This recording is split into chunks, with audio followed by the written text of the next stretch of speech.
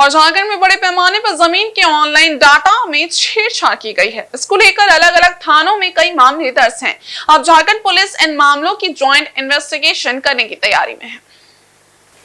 झारखंड में लगातार जमीन के ऑनलाइन डाटा में छेड़छाड़ की सूचना आती रहती है। इन मामलों को लेकर अलग अलग थानों में मामले दर्ज हैं, लेकिन अलग अलग जगह पर मामले दर्ज होने की वजह से सही तरीके से इन्वेस्टिगेशन नहीं हो पा रहा है। ऐसे में झारखंड के डीजीपी अनुराग गुप्ता ने रांची के एसएसपी चंदन कुमार सिन्हा को अलग अलग थानों में दर्ज कांड को एकत्रित कर ज्वाइंट इन्वेस्टिगेशन के निर्देश दिए हैं। एसएसपी रांची को मैंने बुलाया था बैठक में, उसको मैंने ये निर्देश दिया कि सभी मामलों को एकत्रित करके, क्योंकि घटनास्थल भले राज्य के या जिला के अन्य स्थानों पर हो, परंतु सर्वर सबका एक ही है एनआईसी का, जिसपे छेड़छाड़ हुई है।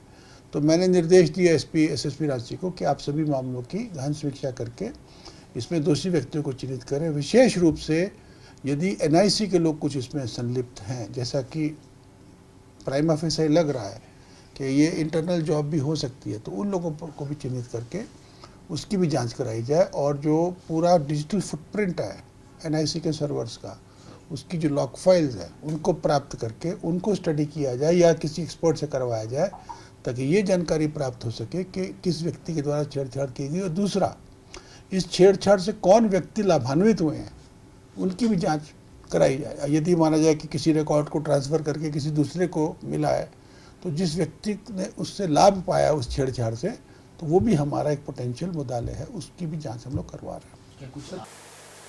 राज्य भर में ऑनलाइन डाटा में छेड़छाड़ के मामले सामने आए हैं, लेकिन सबका सर्वर एक ही जगह है। ऐसे में पुलिस को ये भी आशंका है कि निक के अधिकारी भी इस छेड़छाड़ की घटना में शामिल हैं। ऐसे में उन्हें भी चिन्हित कर कड़ी कार्रवाई की तैयारी है। फिलहाल 8 से 9 मामले ही थानों में दर्ज हैं, लेकिन ऑनलाइन डाटा में छेड़छाड़ के मामले इससे कहीं ज्यादा है। इस छेड़छाड़ में शामिल और इससे लाभान्वित लोगों को चिन्हित किया जा रहा है, ताकि कड़ी कार्रवाई की जा सके। 8 या 9 मामले तो दर्ज हैं एफआईआर, परंतु समस्या इससे काफ़ी बड़ी है।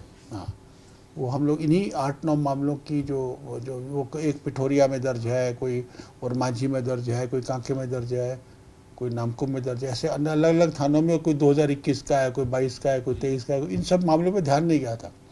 तो अभी हम लोग सभी को एकत्रित करके उसकी एक तरह से ज्वाइंट इन्वेस्टिगेशन कराने का प्रयास कर रहे हैं। लेकिन मुझे लगता है कि प्रॉब्लम इससे और बड़ी है, क्योंकि ये सिर्फ वो मामले जो कि उजागर हुए हैं, जो कि दर्ज हुए हैं, जिसमें क्योंकि बहुत सारे सरकारी भूखंडों का या ट्राइबल लैंड्स का भी हस्तांतरण इस प्रक्रिया से हुआ है, तो उसको हम लोग जानने का प्रयास करेंगे।